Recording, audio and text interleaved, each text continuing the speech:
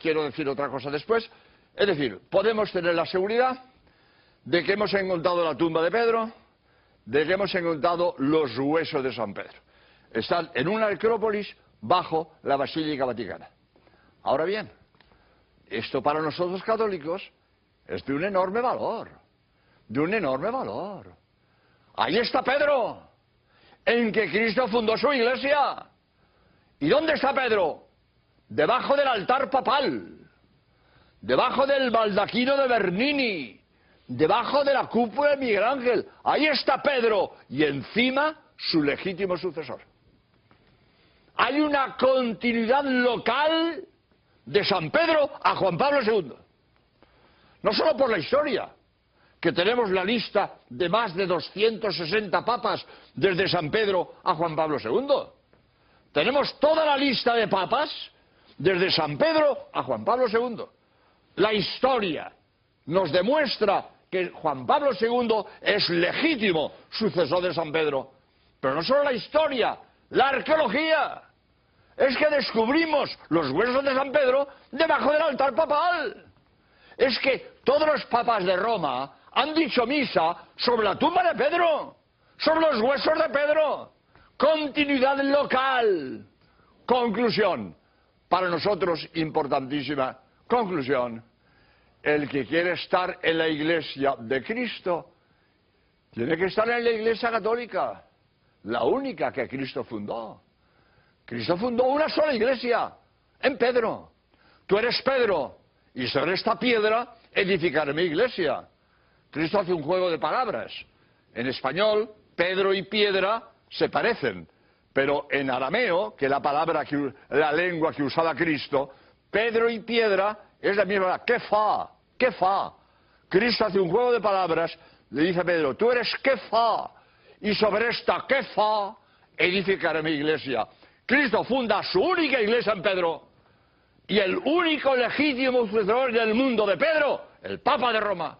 Quien quiere estar en la iglesia que Cristo fundó en Pedro, tiene que estar en la iglesia del Papa de Roma, la única en el mundo fundada por Cristo.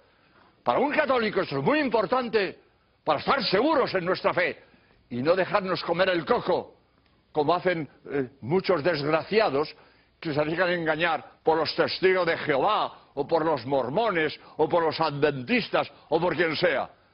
Todas las iglesias protestantes, fundadas por hombres, todas fundadas por hombres, sabemos quién, cuándo y dónde. Los testigos de Jehová, fundados el siglo pasado por Russell. Los mormones, el siglo pasado por Smith. Todos los protestantes, fundados por hombres. Sabemos quién, cuándo y dónde. Y todos vienen de Lutero. Todos vienen de Lutero. Antes de Lutero no había protestantes. El primer protestante fue Lutero, que era católico, que era sacerdote, que era religioso. Se pelea con el Papa, rompe con la iglesia y funda su iglesia. Y los luteranos son los primeros protestantes. Y antes de Lutero no había protestantes. Herejías ha habido siempre. Desde los primeros tiempos del cristianismo ha habido herejías. Qué sé yo, valdenses, montanistas, priscilianos, montones de herejías desde de los primeros siglos. Pero herejías independientes. No tienen unidad con el protestantismo. No tienen unidad de doctrina. No tienen unidad de gobierno. No han formado una misma comunidad en el tiempo. Herejías independientes. Pero todas las iglesias protestantes de hoy, todas vienen de Lutero. Y desde el luteranismo se fueron subdividiendo y hoy tenemos más de 400 sectas protestantes. Hay un libro de Crivelli, se llama Diccionario de Sectas Protestantes. Tiene más de 400. Y todas estas 400 sectas protestantes, todas vienen de Lutero. Y antes de Lutero no había protestantes. Yo suelo decir, cuando hablo de esto, perdonad si a alguien no le gusta, pero yo digo un medio chiste, que yo me invento, pero que da luz a esto. A lo mejor a alguien no le gusta que diga esto, pero lo digo porque lo digo siempre, pues no tengo por qué no decirlo aquí. Yo digo esto. Si una señora tiene un hijo 15 años después de morir su marido, ¿será de su marido? Pues el protestantismo nace 15 siglos después de morir Cristo. Si el protestantismo nace 15 siglos después de morir Cristo, ¿cómo Cristo va a fundar el protestantismo? El protestantismo lo fundó Lutero. Y después de Lutero, todos sus seguidores se han ido subdividiendo. Pero ninguna iglesia protestante, pues, ni lo dice, que fue fundada por Cristo. No puede decirlo. Sí, se coge la historia de cada iglesia protestante y nada, llegaron hace unos cuantos años. Todas comenzaron recientemente. Ninguna puede decir que fue fundada por Cristo hace 2000 años.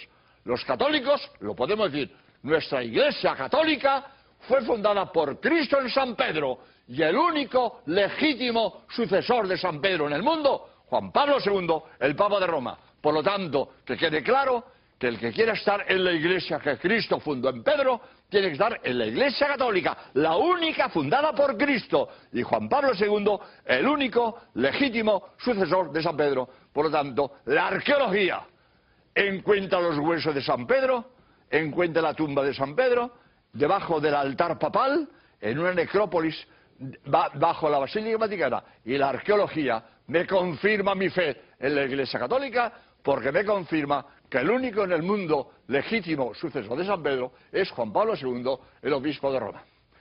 Pero no quiero terminar porque sería injusto que alguien saque la conclusión de lo que he dicho, que todos los católicos seamos buenos y todos los protestantes sean malos, porque eso no es verdad. Entre los católicos hay católicos indeseables, y entre los protestantes hay protestantes de buena fe, que son excelentes personas. Pero la buena fe de un protestante no convierte el error en verdad. El protestante está equivocado, aunque sea buena persona, está equivocado. Hay que distinguir que su vida sea honrada y honesta, y sus ideas estén equivocadas. El protestante está equivocado, aunque sea buena persona, está equivocado. Su iglesia no la fundó Cristo, la fundó un hombre. Y el católico está en la verdadera iglesia de Cristo. Y si es mal católico, se irá al infierno. Pero el que él sea mal católico no quita que esté en la verdadera iglesia de Cristo. Lo que pasa es que no basta estar en la iglesia de Cristo, hay que cumplir con la iglesia de Cristo. Hay que ser fiel a la doctrina de Cristo. Y el católico que es fiel a Cristo se salvará. Y el católico que es mal católico se condenará. Pero hay que distinguir entre que la iglesia católica es la verdadera y que todos los católicos sean buenos, porque los hay malos. Y que la iglesia protestante está equivocada, aunque haya protestantes que son excelentes personas. Pero quiero advertir que a veces se oye decir, para atacar a la iglesia católica, porque hay católicos indeseables. Pues hay que ver el católico ese que es un tal, hay que ver el otro católico que es un cual. Pues sí, hay malos católicos. Pero para ver si un árbol es bueno, no miro la fruta podrida caída del árbol. Para ver si un árbol es bueno, mira la fruta pujante de sus ramas. Para ver si la iglesia católica es buena, no miremos a los malos católicos, que es la fruta podrida caída del árbol. Miremos los santos. Son exponente de lo que la iglesia da de sí. Los santos son representativos de lo que es la iglesia de Cristo. Y los santos nos dan ejemplos de heroísmo y de virtud. Pues el ejemplo de lo que da de sí la verdadera iglesia de Cristo son los santos, que es la fruta pujante que cuelga de sus ramas. Y no los malos católicos, que por desgracia los hay. Pero los malos católicos es la fruta podrida caída del árbol de la iglesia. Por lo tanto, voy a terminar con esta idea de que la iglesia católica es la única fundada por Cristo, la única verdadera, pero no todos los católicos somos ejemplares. En la iglesia católica hay buenos, malos y regulares. Y ya dijo Cristo que la cizaña crecía al mismo tiempo que el trigo. En la iglesia católica hay trigo bueno y cizaña. Y los protestantes están equivocados, aunque algunos nos pueden dar ejemplo de virtud y de honradez. Nos pueden dar ejemplo, pero eso no quita que estén equivocados. Porque la buena fe del equivocado no convierte el error en verdad. Yo puedo tener un administrador que me lleva las cuentas y me dice, él cree que 2 y 2 son 5. No me quiere robar, está equivocado. Yo no le digo ladrón, pero digo está equivocado.